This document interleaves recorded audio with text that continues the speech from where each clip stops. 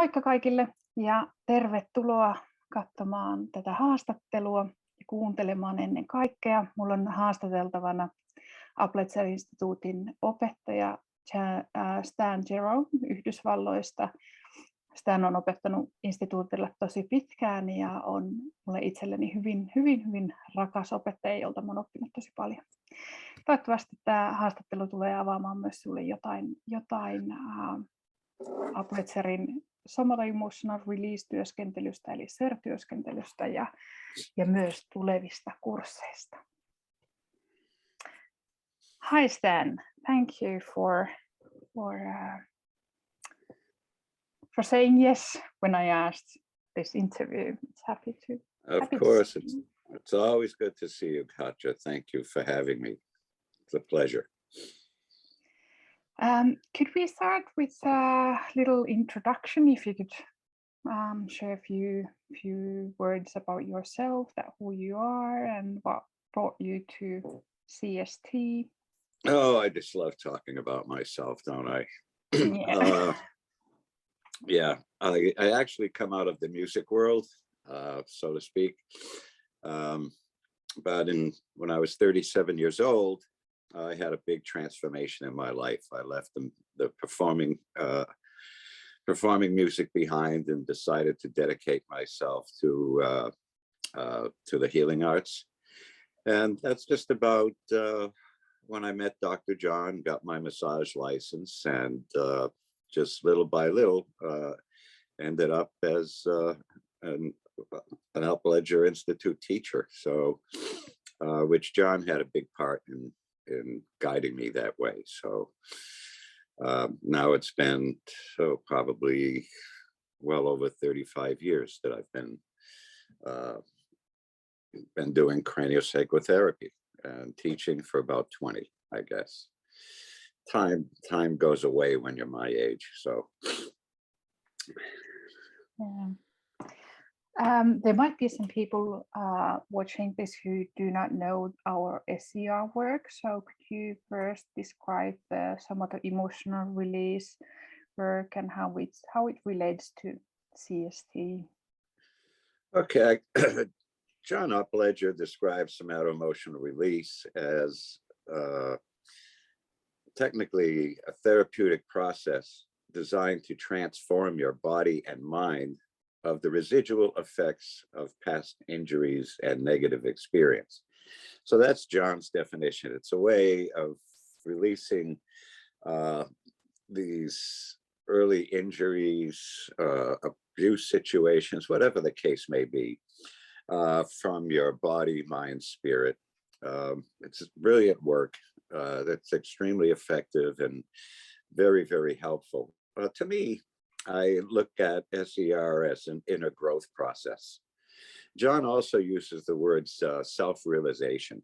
So I've used this in class very often, that instead of SomatoEmotional Release, I like to use the phrase SomatoEmotional Realization. So it's still SER, but we're realizing something about ourselves. We're learning something about ourselves. We're transforming something about ourselves through the use of imagery and dialogue and the craniosacral system. So again, it's an inner growth process to me, SER, and also deals with the expansion of consciousness. We're expanding our, let's call it our inheritance as a human being. And that's tied into SER2 and the psychosynthesis model, which you'll find out if you haven't taken SER2 yet. We certainly hope that you do, because it's a life changer. But it does involve the idea of self-realization and expanding your experience as a person. So again, that inner growth process. Oh yeah. Oh yeah. Oh yeah. So how did you go into teaching the SER classes? You teach SER1 and SER2, and then obviously your own SERTIP class that we're going to talk in a short while. Yeah, I had a background. I was studying for myself, actually.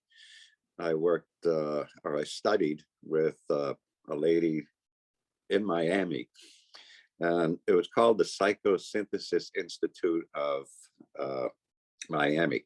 So it was a lot of inner work, very deep inner work, not just talk therapy, but deep inner work with drawings and whatever. And at one point, the Institute knew that I had a background in psychosynthesis and Gestalt and Carl Jung and Native American stuff and whatever the case may be. So they asked me to create, Dr. John asked me personally to create a class that would extend the experience of imagery and dialogue. So I actually started with the SER-TIP class first. So after I put that together, and we can get into that a little bit more later, they asked me to teach SER-2 first. Then they asked me to teach the Advanced 1 class. And then eventually they asked me to teach SER-1. So it was kind of like a crazy way to do it.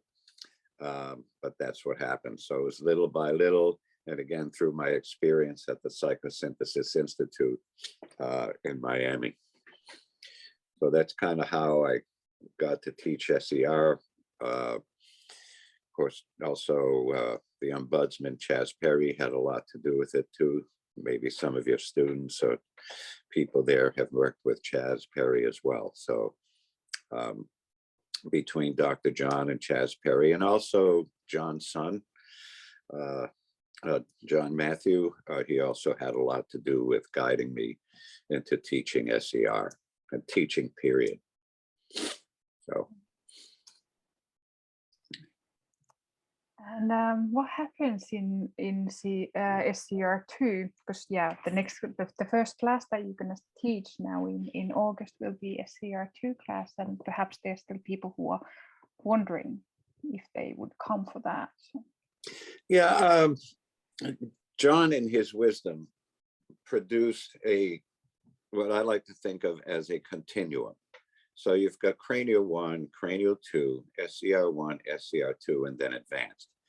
So each class, the way John designed these classes is, it's all the experience of the previous class plus the new material. So again, SER-2, to me, contains all the previous ideas and concepts that we learned from Cranio 1, Cranio 2, and SER. But what John did is he created each class in order to attain a deeper understanding and practice of what craniosacral therapy is, okay? So again, the basics never change in craniosacral therapy. Those things that we've learned in Cranio 1 also apply in advanced class. So again, that's why I like to use the word continuum. Okay, so SER-2 contains all the ideas, all the concepts from Cranio 1, Cranio 2, SER-1, and then he adds a few new things for SER-2. But again, those basics never change. So the idea that John has, again, is for each level to have deeper understanding and deeper practice of what craniosacral therapy is. So that's kind of what happens in SER-2. It's a continuum. It's a deeper understanding of what we are doing in craniosacral therapy. Okay. Yeah. Often when I talk with the students, some of them may feel, especially if their background is more from the perhaps from the physio, that whether they should even continue with the SER work. Any insights on that, or something that you would like to, how you would like to address that, the thought? I actually have a lot of fun with physical therapists or physiotherapists, I think you call them there, because craniosacral therapy is a totally different paradigm. One of the phrases that John always hammered into our heads is don't fix it. Okay. Now, unfortunately, as we are trained, whether it's massage therapy, osteopathy, physical therapy, we are actually trained to fix things, right? So out of all the groups, one of the hardest groups to get to make that switch are physiotherapists, because they are so trained to fix and measure, right? So I actually have a lot of fun with physical therapists, okay, because I like to tease them that, or what I try to do is actually guide them that when you're doing physical therapy, which is fine, okay, do physical therapy. If you're doing massage therapy, do massage therapy. Osteopathy, do osteopathy. When you do cranial work, make believe you got a switch over here, and you turn that switch, and it switches the paradigm. Because what we do in craniosacral therapy is we do not treat pathology. Okay, this is a huge change. This is a huge difference. We do not treat pathology, we treat what we find. So in essence, for physiotherapists, it's a little difficult for them to make that switch, as it is for even some massage therapists. A little easier for them because they're not as trained. I'll use that word, they're not as trained. And again, this is not criticism of physiotherapy or osteopathy, but it is a different paradigm. And again, for a physiotherapist, why wouldn't they want to do something different? Why wouldn't they want to say, again, we're treating what we find. We're not treating a sore shoulder, really. We're not treating TMJ. We're not treating these pathological conditions. We're treating a person. And again, once they are able to make that switch, okay, physiotherapists just do some amazing work because they are tuned into the body so well. So I encourage anybody who's been trained to fix it. Doesn't matter, again, to me, if it's physiotherapy or osteopathy or massage therapy, we're all the same. We are trained to fix things. So I like to encourage people to maintain their neutrality, to treat the person, treat what they find. And we have the tools. See, that's the difference. We also are trained to have the tools like arcing and following tissue. We have the tools to be able to do that without the idea of fixing something, because we have that idea of inner wisdom in craniosacral therapy, right, Katja? Yes, and that actually, yeah, that brings me with the idea that the SCR, especially the SER-2 and then SERTIP classes that really support your personal inner work as well, to get to know that side of you that might want to fix other people. So that will, yeah, the inner work helping with the with understanding, and actually not only understanding but embodying the paradigm and the neutrality that you mentioned. So Right. yeah. Right. Why do you like to teach the SER-2 class? What's in the class there? Yeah, I love teaching all the classes. I do teach 4 classes, as you mentioned, but it just amazes me to see the transformation that can happen to a person in just 4 days. Okay, it's almost like the class that comes in on the first day of class is almost sometimes not recognizable when they leave. There's been such transformation, there's been such growth. So I enjoy teaching these classes mainly to see that. And this is very inspirational to me as an instructor. I don't even like to use the word instructor. Let's say it's encouraging and inspirational to me as a guide, okay? That to see 20, 30 people go through a transformation in 4 days and come out the other end, usually more happy, usually more grounded, usually more at peace with themselves. So that's what I like. That's what I love. Well, why I like to teach these classes. It's transformational, and it's transformational for me as well. So Yeah, it's beautiful. Yes, you've been there.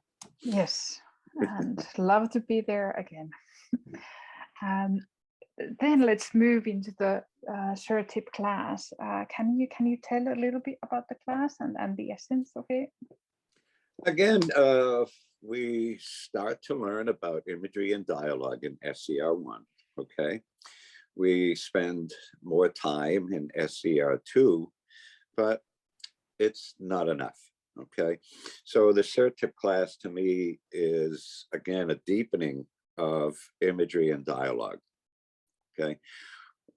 That, to me, it's more like an inner work intensive for the therapist, okay? An inner work intensive is the best way I can describe that. And it's all about imagery and dialogue, and spending 4 days with imagery and dialogue, and also doing drawings. And even if you can't draw, I'm a terrible artist. I'm a stick figure guy, but it still works. So that's not an excuse. It still works because of the brilliance of the imagination. And also we do the drawings. As Carl Jung noticed, that if you have a drawing, your ego relates much more to something that it can reach out and see, rather than just have an image that is eventually going to dissipate. So you have a drawing with each one of your sessions. So it's a very, very powerful 4 days practice of imagery and dialogue. It's definitely a deepening experience. So again, it's more like an inner work intensive for the therapist, because the best tool you can bring to a table, it's not a concept, it's not an idea. The best tool you can bring to a table is a more integrated therapist. So through the use of imagery and dialogue, and following tissue again, and all the basics, following the significance detector, this is a growth process for every therapist, and it's something that they can continue to do. Also, one thing I want to point out about SER is that SER runs the whole gamut of experience. For example, some SomatoEmotional releases are very subtle. Okay, some of them might be just a tear that comes out. It might be just a sigh. Okay, and others will be very explosive. So SER, I don't want people to understand that an SER always has to be this big thing. It doesn't have to be that. It can be very subtle to the more expressive, and everything in between. So I want people to really understand that. Don't expect to be, doing necessarily some of the stories that people hear about in SER classes. It's not necessarily true. It can be very quiet. And actually, some SERs are actually very happy, because Dr. Robert Johnson says is that one of the main things missing in the Western world, or in the Eastern world, as far as I'm concerned, is joy. So some SERs can actually be rather joyful, so that person is rediscovering their own joy. So don't think it's getting rid of all these negative things. It can be the rebirth of finding many positive qualities within ourselves that we've suppressed or have been taken away from us by our parents or society or religions, whatever the case may be. So why is the SER work important in Upledger's craniosacral therapy? well, again, don't forget what John did here. You have Cranio 1, Cranio 2, which is something that you would learn pretty much in any osteopathic school, okay? Like over here with the Cranial Academy. They learn basically everything that we learn in Cranio 1 and Cranio 2.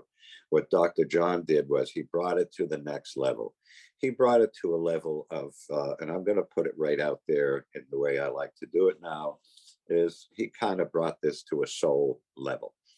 Okay, so in my experience and in my way of explaining craniosacral therapy, we are doing soul work. Okay, so I think that's kind of important. So one of the things that I would like to do at this stage of my life is to bring the soul into craniosacral therapy, because that's what we're really dealing with here. The use of the images come from the psyche, right? So images come from the psyche, but if you look at the ancient Greek definition of psyche and soul was the same word. Okay, so to me, again, those images that we're dealing with and talking with come from our soul.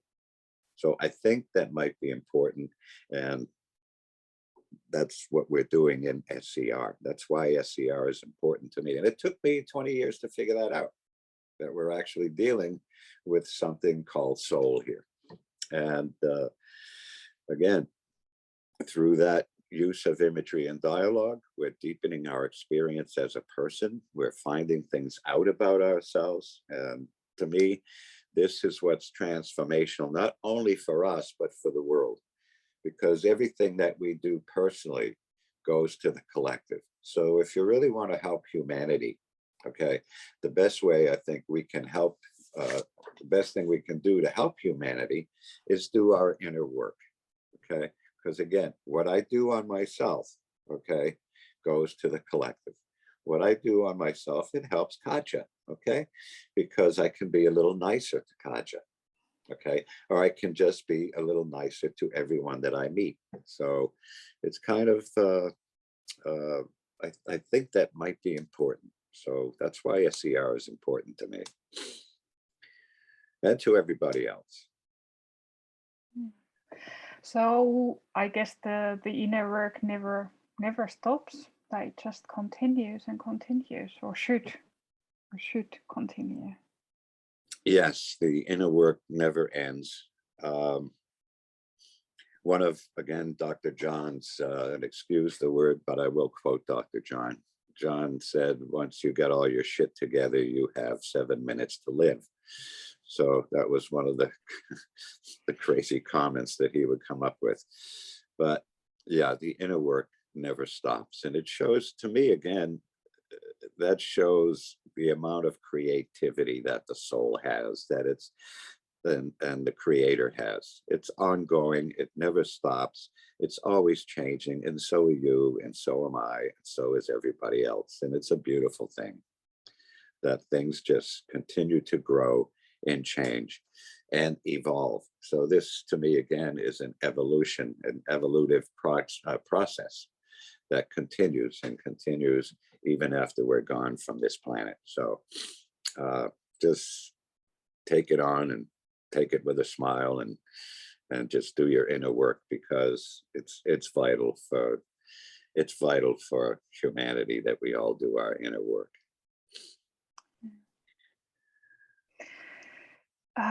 In CST, in craniosacral therapy, at least the Upledger, we talk about intention from the day one. When you are teaching, especially the SER2 or SERTIP class, that is there an intention when you guide or teach the class that you set for the 4 days?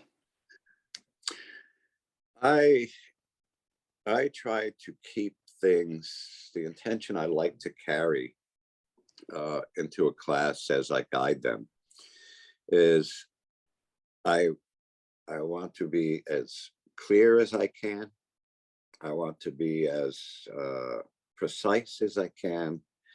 I want to make things as simple as I can.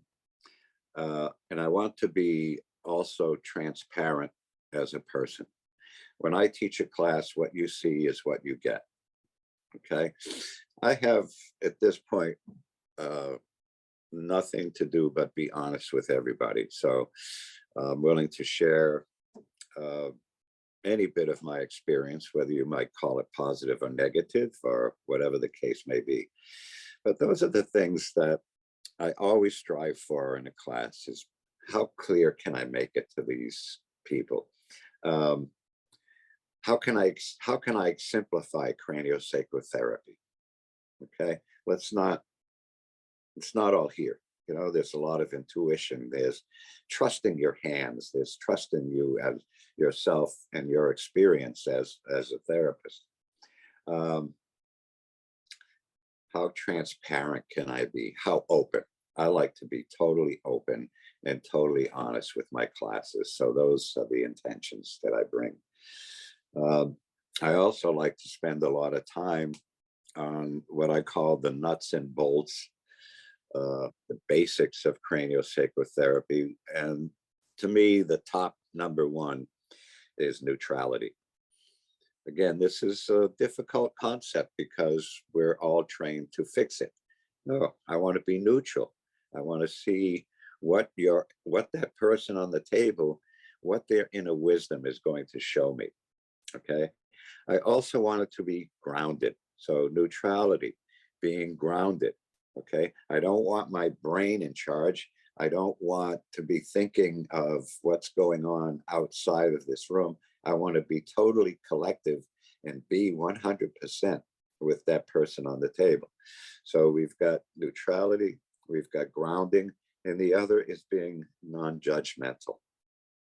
So those things, having a good intention, being neutral, okay, not fixing it, being grounded so that I can support this person with wherever they're going to go, and also being non-judgmental of what they're telling me. Okay, if I can sit in that presence, there's that person on the table is now going to feel trust, that she or he can trust me. And more important than that even is they're going to feel safe. So safety and trust are created by myself as a therapist being neutral, being grounded, and being non-judgmental. It's a beautiful thing. And it's also a good way to live. Indeed. And for the last, is there something that you would want to say for the Finnish students? Hey, this is Facebook, so this is, and we are talking in English, so it might be anyone who's watching. So anything you want to say for those who are thinking about coming? Yeah. Come on in and join us. I've been to Finland, 2 or 3 times now. And I look forward to coming back again in August, correct? Yes. So yeah, I would love to see you guys there. And I promised that I would do my best to give you what I have as a person and as a craniotherapist for almost 40 years. So please come and join us and have some fun. There's always laughs and there's always tears, but you know, happiness and sadness. There's an Indian saying here in the United States, happiness and sadness is the same thing. It's just that happiness feels better. So, but it's the same thing. So come and join us and we'd love to have you. And I look forward to seeing you in August. Thank you. It will be lovely to have you here again, and hopefully we will have a beautiful summer still. Now Yes. it's a bit rainy now, so hopefully that means that the end of the summer will be beautiful again. And hoping. Yeah. In the meantime, stay well, Katja, and all you people listening and watching, please stay well. And like I said, I hope to see you in August, and blessings to all of you. Likewise. Stay well. Stan. You're welcome. Thank you.